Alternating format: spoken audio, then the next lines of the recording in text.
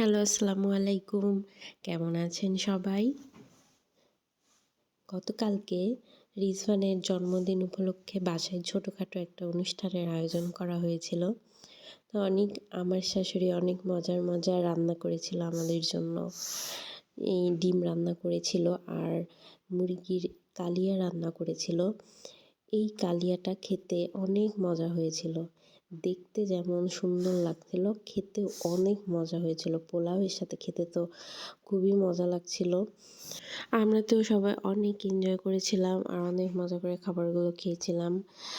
এই যে এখানে টাকিমা যেটা রাতের জন্য ছিল, আর এদিকে ভাবি কোলস্লো বানানোর জন্য গাজর আর ক্যাবেজটা গ্রেট করে নিচ্ছিল। এই কোলস্লোটা আমি প্রথমবার খেলাম, খুবই ভালো লেগেছে আমার কাছে। ক্যাবেজ আর গাজরটা গ্রেট করে ম্যায়োনিজ দিয়ে বানানো হয়েছিল এই কোলস্লোটা, যেটা খেতে খুবই মজা হয়েছিল। ম্যায়োনিজ বানাবেন? গোলমরিচ, লবণ, চিনি। তেল মেখে নিবে না? হ্যাঁ, মাপা লাগবে না, আমি চোখে রান্না দিয়ে দিতে পারবো। আমি তো বাসায় প্রচুর মেয়োনিজ বানাই, স্যান্ডউইচ বানাই। আর ইনাপুর আসছিল পরে ওই দিন 30টা স্যান্ডউইচ বানাইছিলাম। হ্যাঁ, মিক্স করবো বাকিটার মধ্যে একবারে ভালোই স্যার। মজা লাগবে। আমি টমেটো সস দিতে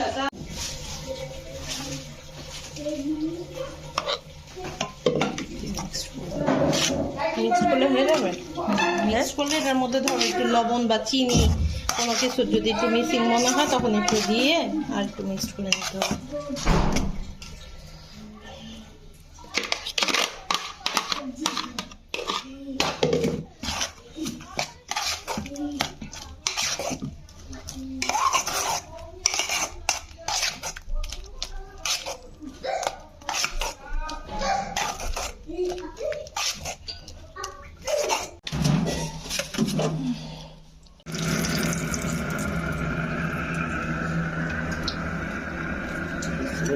প্রথম জীবনের প্রথম কেমন টেস্ট হবে জানি না।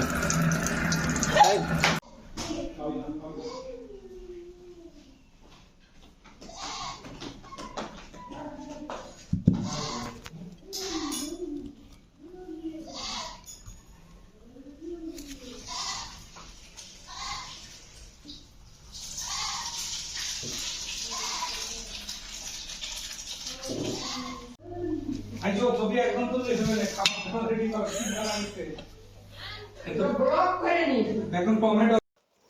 তারপর সন্ধ্যায় বাসার সবাই মিলে একটা ছোটোখাটো গেট টুগেদার আয়োজন করা হয়েছিল। সবাই মিলে একসাথে কেক কেটে আর কিছু নাস্তার আয়োজন করা হয়েছিল। এই তো কেক কাটা, ছবি তোলা আর নাস্তা খাওয়া, এভাবেই সন্ধ্যার আড্ডাটা বেশ জমে উঠেছিল।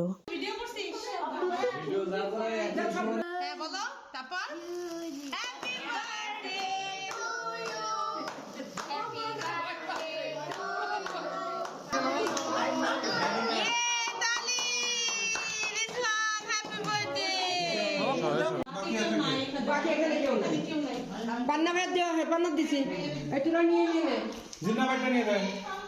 জিন্নাত দেওয়া হলে আলাদা দেখতেই পাচ্ছি